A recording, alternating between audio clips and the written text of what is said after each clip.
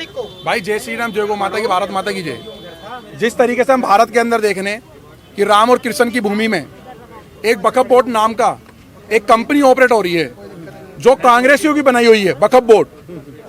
भाई साहब वो बकफ बोट इतना नुकसानदायक हमारे आने वाली पीढ़ी के लिए, हमारे इस देश के लिए, हमारी मातृभूमि के लिए, हमारे मंदिरों के लिए, हमारे स्कूलों के लिए, हमारे गुरुकुल के लिए, हमारे घरों के लिए, अगर इन्होंने दावा ठोक दिया ना पूरे एक जगह पे कि भाई पूरा हरियाणा बकफ बोट का है, तो आप किससे लड़ोगे जाकर के? एक बहुत बड़ी क्या कहते हैं अपना सम्मेलन रखा हुआ है हम लोगों ने, सनातन धर्म संसद, सनातन बोर्ड बनाने के लिए, कि इस देश में 110 करोड़ सनातनियों से ये अपील करी जा रही है देवकीनंदन ठाकुर जी के जरिए, जहां पर बड़े बड़े महामंडलेश्वर, बड़े बड़े पीठाधीश महाराज, बड़े बड़े शंकराचार्य हमारे जो वहां पर विराजमान होने वाले, और सनातन बोर्ड के लिए अपनी ताकत केवल एक बाजू की दिखा दो, 1 2 4 5 करोड़ आदमी। उस दिन 16 तारीख को सारे के सारे भाई पहुंचो। और एक बार अभिषेक भाई आप बताना जरा सारा विषय कहां पर है, कैसे एड्रेस? सभी भाइयों को जय श्री राम, जय गौ माता की। भाई साहब आपके बहुत आपस में मतभेद होंगे, लेकिन भगवान श्री कृष्ण के लिए, अपने धर्म के लिए और अपने देश और समाज के लिए सभी भाइयों से हाथ जोड़ के निवेदन करना चाहता हूँ। 16 नवंबर दिन शनिवार को खजूरी के पास यमुना खादर पर आप सभी भाई बड़ी संख्या में पहुंचे और वहां से एक मैसेज दें कि जो हमारी मथुरा के अंदर श्री कृष्ण जन्मभूमि का विवाद चल रहा है उसको कहीं ना कहीं सरकार जल्द से जल्द हल करे। जो इस देश के अंदर वक्फ बोर्ड नाम की एक संस्थान जो कि इस देश के अंदर कब्जा करके बैठी हुई है, आपके जानकारी के लिए एक बात बता देना चाहता हूँ, पाकिस्तान के पास 9 लाख किलोमीटर की जमीन है, लेकिन भारत के अंदर वक्फ बोर्ड के पास सिर्फ 8 लाख किलोमीटर की जमीन सिर्फ और सिर्फ वक्फ बोर्ड के पास है। तो आप सोचिए, इन्होंने एक पाकिस्तान बाहर बनाया और एक पाकिस्तान अपने ही देश के अंदर बना करके खड़ा कर दिया है। इसी के विरोध में हमारे देवकीनंदन ठाकुर जी महाराज के नेतृत्व में धर्म संसद का आयोजन हो रहा है, जिसके अंदर पूरे विश्व के जितने भी कट्टर हिंदू सनातनी, आप धर्म गुरु, हमारे भगवान शंकराचार्य, सभी कथावाचक, सभी गुरु और जितने भी आप सोशल मीडिया से लेकर के बड़े बड़े महामंडलेश्वर और जितने भी हमारे धर्म गुरु हैं, सब के सब 16 नवंबर दिन शनिवार को यमुना खादर खजूरी के पास पहुंच रहे हैं।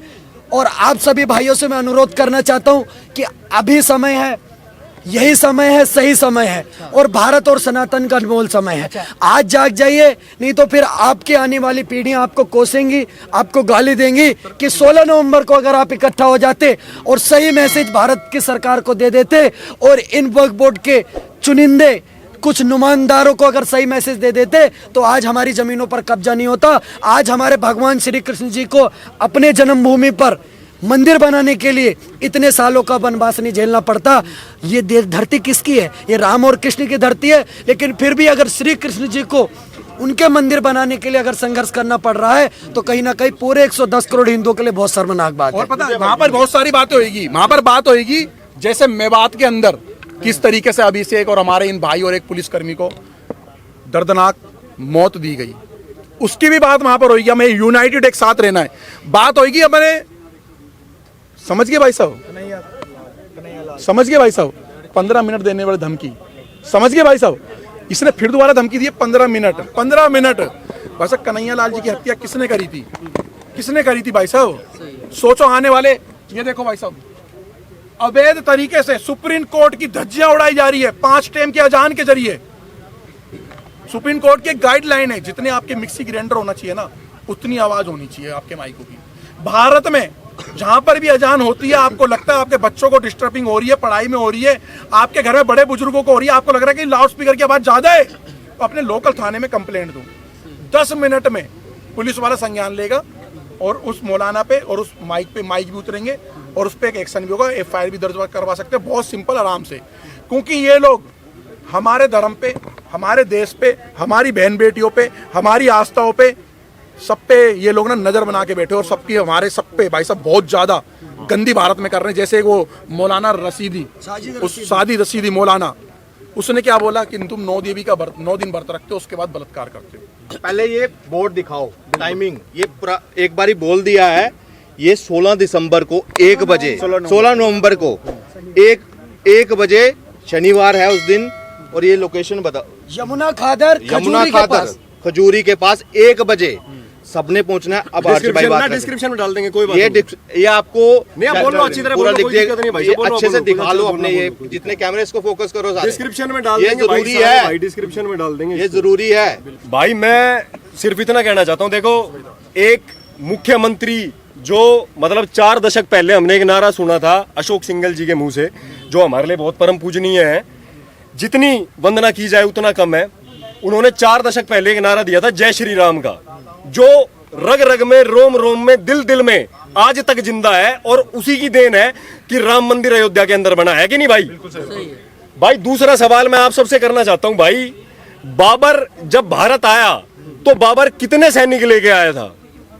बाबर कितने सैनिक लेके आया था? मात्र 12,000 सैनिक लेके, मतलब मात्र 12,000 सैनिक लेके कोई इस देश को गुलाम कर लेता है, उस देश को जो 1000 साल पहले, हजारों साल तक कभी पराधीन नहीं हुआ, जो देश 1000 साल पहले मुगलों के अधीन रहा, अंग्रेजों के अधीन रहा, वो देश 1000 साल से पहले कई हजार साल तक कोई उसको गुलाम नहीं कर पाया।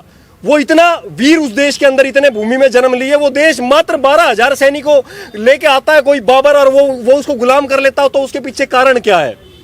आज अशोक सिंघल जी के बाद 4 दशक बाद एक मुख्यमंत्री, आदरणीय, सम्माननीय, माननीय श्री योगी आदित्यनाथ जी अगर कोई नारा देते हैं बटेंगे तो कटेंगे, तो हमारा उसको पूर्ण समर्थन है भाई, पहली बात।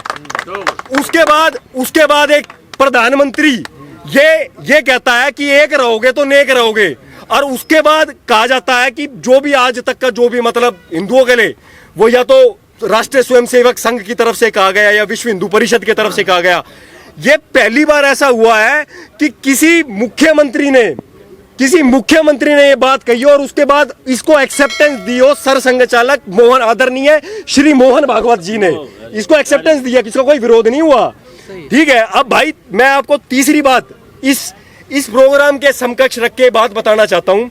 भाई देखो, एक देश है, देखो डोनाल्ड ट्रंप अभी जीता है, पूरे देश के अंदर बहुत वाहवाही हो रही है भाई, हम भी सम्मान करते हैं कि अगर कोई रिपब्लिकन जीतता है, जो भारत का विपक्ष जो बात नहीं कह पा रहा, जो भारत का विपक्ष नहीं कह पा रहा, वो बात डोनाल्ड ट्रंप कह रहा है कि हम हिंदुओं की रक्षा करेंगे, हम अमेरिका के अंदर हिंदुओं की रक्षा करेंगे, हम भारत के अंदर हिंदुओं की रक्षा करेंगे, हम बांग्लादेश के अंदर हिंदुओं की रक्षा करेंगे, हम कनाडा के अंदर हिंदुओं की रक्षा करेंगे। जो भारत का विपक्ष नहीं बोल पा रहा, वो बोल रहा है।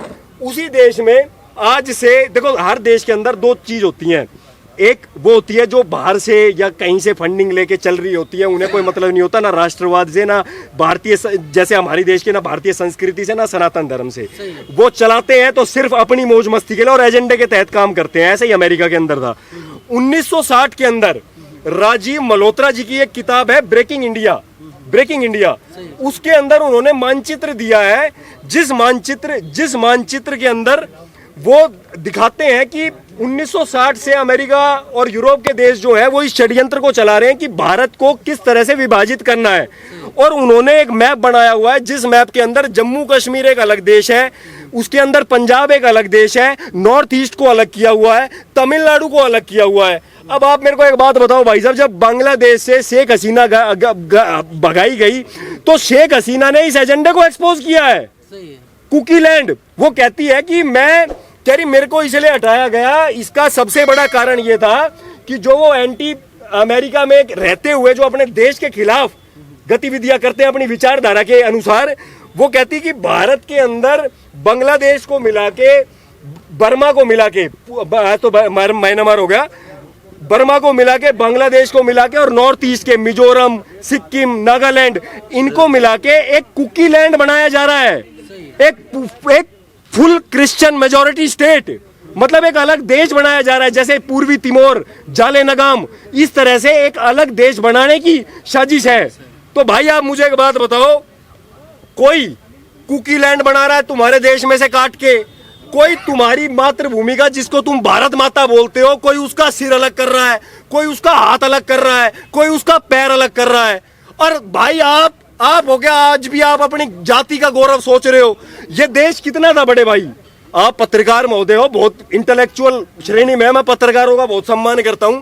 भाई साहब भारत कितना बड़ा था, चाणक्य के समय का भारत और आज के भारत में कोई फर्क है कि नहीं है? बहुत फर्क है। तो अगर फर्क है तो बटेंगे तो कटेंगे का नारा गलत कैसे हो गया? सही है, बिल्कुल सही बात है। तो भाई अगर आपने इस नारे का समर्थन करना है पूरी तरीके से, और भाई ये जो हमारे विजय भाई, पवन भाई और हमारे ये संपूर्ण सनातनी भाई, जो जितने भी भाई, मैं कुछ नाम नहीं जानता भाई, ये 16 तारीख का प्रोग्राम है और इसके अंदर भाई साहब क्या वो विजय भाई अभिषेक भाई सनातन ये धर्म संसद सनातन धर्म संसद है और इसमें भजनपुरा में खजूरी खजूरी खजूरी में हो रही है ना। मथुरा के देवकी नंदन जी है जो कथावाचक हैं और हिंदुओं के लिए प्रखर तरीके से आवाज उठाते हैं। भाई मैं संपूर्ण सनातनी समाज से, इसमें प्रत्येक जो भी हमारा वाल्मीकि समाज, हमारे जाट समाज, हमारा क्षत्रिय समाज, हमारे गुर्जर समाज, हमारे ब्राह्मण, राजपूत और तमाम सर्व संपन्न सर्व समाज, बिश्नोई समाज से लेके सारा पूरा जो हमारा आज बिहारी समाज भी जो आज प्रकृति की उपासना कर रहा है, सूर्य उपासना का छठ त्योहार मना रहा है, भाई मैं उन सबसे निवेदन करता हूं कि भारी संख्या में जैसी एकता आज आपने छठ पर्व में दिखाई है भाई। अभी सनातन संस्कृति का एकमात्र त्योहार है जो ना ऊंच नीच देखता है, जो ना गरीब अमीर देखता है, जो ना ये देखता है कि आपके पास कितनी शोहरत है, आपके पास कितनी है, क्योंकि उनको पता है कि प्रकृति के सामने सब शून्य है, सब शून्य है। तो भाई अगर आप प्रकृति के सामने, अगर आप किसी संस्कृति की रक्षा करना चाहते हो, देखो हम एक ईश्वरवाद को नहीं मानते भाई, सीधी बात है, हम खरे आदमी हैं, हम एक बात करते हैं, हमारे दो बाप नहीं है भाई। आपके वेद कहते हैं कि आप उपासना करते हो प्रकृति की, प्रकृति के जीव जंतुओं की, और प्रकृति में रहने वाले हर जीव जगत के, हर वन्य प्राणी से लेकर तमाम जीव जंतुओं में आप सामंजस्य कैसे बिठा सकते हो? तो आप उसको एक रखने की आपकी संस्कृति सिखाती है। तो अगर भाई उसको बचाने की लड़ाई लड़नी है हमें, तो भाई हम अपने व्यक्तिगत स्वार्थ, अपनी जाति द्वेष की भावना और अपना जो एक गौरव जो हम समझते हैं कि हमारा कोई जातिगत गौरव है, हम उसको छोड़कर हम पूरे सनातन को एक कर इसमें शामिल हो। 16 नवंबर खजूरी, यमुना खादर खजूरी पे जो देवकी नंदन ठाकुर जी ने आह्वान किया है ना, इस बात को बहुत समझने की जरूरत है कि हम बट रहे हैं इसीलिए कट रहे हैं। और मैं नाम बता सकता हूं, कितने नाम है। अभी लेटेस्ट हमने किसको खोया? राम गोपाल मिश्रा को।